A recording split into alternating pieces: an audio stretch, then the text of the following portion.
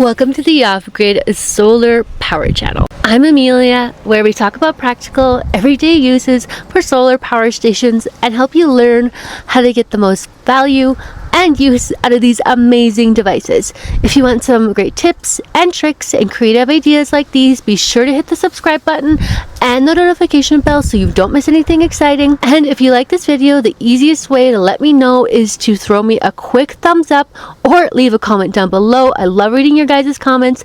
And today we're going to experiment and see how many days this power station can run my TV and charge my devices like my phone, iPad, and earbuds when I go to bed every night. And I'll also be making breakfast for one of the days. So the test here is to see how long the battery will last and then charge it back up with solar once the battery is depleted.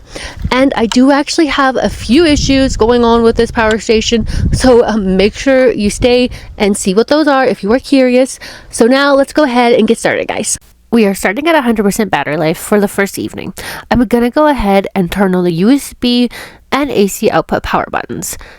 And I've plugged my TV into my extension cord that'll plug into my power station so I can watch my show for the evening. And I'll also charge my phone, earbuds, and my iPad for tonight.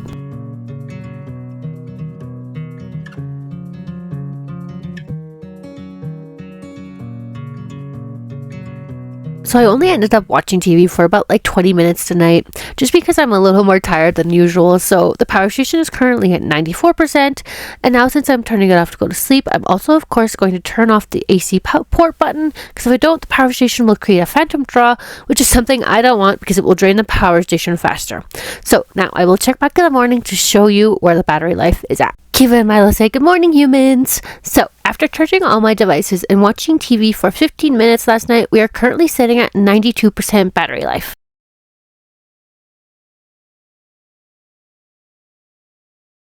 So we're on to the second evening now, and I'm actually going to be using a stopwatch for how long I have the TV running, and I probably am going to watch for about 2 hours tonight. We'll see. And I'll also be charging up my phone and my earbuds for the evening. So I made a deal with Milo that he gets to hold the remote, but I get to choose the show. So tonight we're going to be watching The Four Seasons. It's a new show on Netflix, and I've actually been kind of enjoying it. It was totally not what I was expecting, though.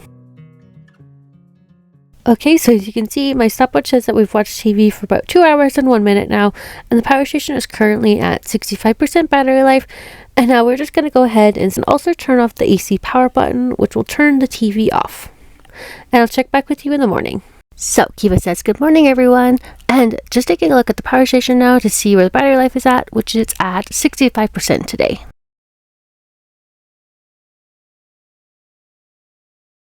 So it's the third evening tonight, and I'm just going to turn the power station on along with the USB output power button and the AC output power button.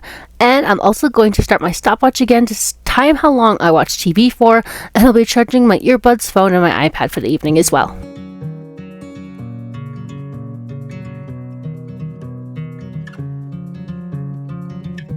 So I watched my show for about an hour and 30 minutes. So now the power station has gone from 64% battery life to now 54% battery life. I'm going to go ahead and turn off the AC power button. And of course, Kiva wanted to say goodnight tonight. The power station is currently at 52% battery life. And we're going to actually do something a little different this morning, which is cooking my husband some breakfast. Since I want to sort of test this power station out a little more with doing different things, since we did just recently get it. So I'm just going to go ahead and turn on the AC button, and I'm going to plug my hitcher cooker into the power station, and then turn on my hitcher cooker to the first setting. And that usually runs at about 300 watts. Okay, so I plugged it in, and it went up to about 100 watts, and then turned off, which is really strange. So I'm just going to go try one more time. Okay, so it went up to 99 watts this time and then turned off again, which seems so weird. So we are going to test the hitcher cooker out on a different power station to make sure it's not something funky going on with the hitcher cooker. And also, so I can show you, it only should be pulling around 300 watts, which is under the 500 watts that this power station should be able to output. Okay, so I've plugged it in on my EcoFlow River 2, and it seems to be working on this power station just fine. and it's only drawing about 301 watts, and I have used this Hydric cooker on almost all of our other power stations before today, so this just seems very strange, and I assume it isn't the Hydric's fault since it worked fine on the EcoFlow power station. So maybe comment down below if you may know what the problem might be. So now I'm just going to test out our Dash hard boiled egg maker on the power station and see how that works out instead.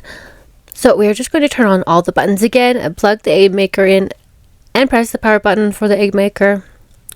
And so it's pulling a max of 292 watts, which again is really strange that it's pulling close to what the Hydric would be pulling. Okay, so the egg maker is done, and that took about 15 minutes, and the power station is now at like 3%. So we are actually going to go ahead and charge it back up to 52% instead, just because I'm still curious to see how many days I can run my TV and charge my devices with it. We will test out how long that'll take us, and once I have fully drained it from watching TV and charging my devices, we will charge it back up through solar. So I'm just going to plug it into the wall outlet now, and unfortunately it only charges at 103 watts max, so it's going to be definitely sitting here for a while before it's charged back to 52%, which is where I had it last night. And I'm obviously going to use my stopwatch to see how long it takes to charge back up, so I will check back once it's at 52% again. Okay, so I actually ended up forgetting I was charging it because I got busy with making dinner, so it took 3 hours to charge it up to 63%. Whoops, that's like way over what I wanted it to be charged up to, so I'm actually going to drain it down to 52% before I use it tonight, so I will check back in a bit once I've done that. Okay, so I've drained it back down to 52%, so I'm going to be charging up my phone and running my TV and also charging my earbuds and my iPad, and unfortunately my iPad is completely dead, so I'm going to be using my stopwatch on my phone tonight.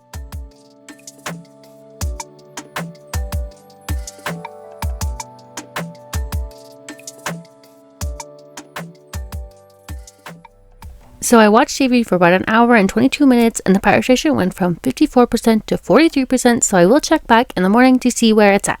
So Cupcake says good morning, and we're actually currently at 42%, so the power station only went down about 1% last night.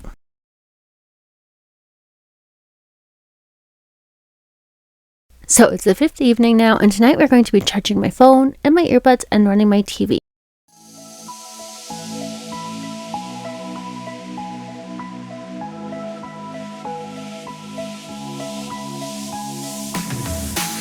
Okay, so we ran the TV for 1 hour and 52 minutes, and the power station is now at 0%. And that's because most power stations start to deplete faster after they get below 50%. And some are more accurate than others. This one seems to be older style LCD display. It's not quite as accurate as I would like it to be. But in all fairness, I have had the same type of issues with all of the power stations that I own. But this one does seem to be a little less accurate than usual. So that's it for this evening, so I'll see you in the morning so we can charge it back up with solar. So this is the EBL 100 watt portable panel that I'm going to use to charge up the power station. And as far as the panel goes, it's pretty small and lightweight, which is incredibly handy if you're out camping. So I'm just going to go ahead and plug the solar panel into the power station. And just some things to note, it's 9 a.m. right now in the morning, and we have clear skies so far, and we're pulling a max of 74 watts. So I recorded the screens every hour to keep track, so I'll just show that footage quickly. And it took that power station about 9 hours to charge up to 91%. So it lasted me about 5 nights of charging my devices and running my TV, and its idle consumption is rather low in comparison to many of the other power stations that I've tested out.